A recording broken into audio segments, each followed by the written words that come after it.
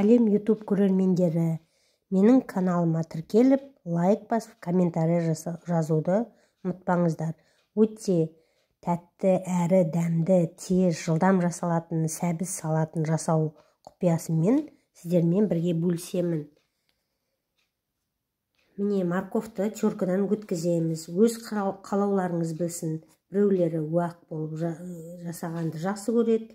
Енді мен өзім мысалы ірілеу болған, ұзынша болып шыққан корейский салатты өзіме ұнайды. Міне теркадан өткіздік морковымызды.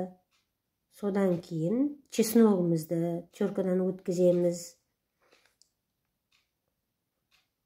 Чесногымызды өткізіп болғаннан кейін чем-чемді ашып, үшеуін араластырып, жақсылап араластырасыңдар қыздар. Соғы шығады, сол араластырғанда уже соқ пайда болады. Міне осы үшеуін араластырып, жақсылап ыдысымызға салып, 5-6 сағатқа қоямыз. Холодильникке салуға болады, или салқын жерге шығарып қоюға болады. Қақпағын жауып қоясыздар. 6 сағат өткеннен кейін жеуге жарамды уже. Міне мен демалыс күндері осылай мол етіп жасап қоямда, жайлап шетінен алып жей береміз. Міне сіздерге де осылай жасап қойып,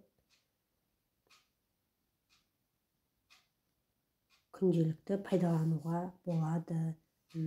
Ас әзірлегенде қасына қойсаңыздар, қандай керемет. Картошка пісіргенде де өте дәмді, күшті қыздар.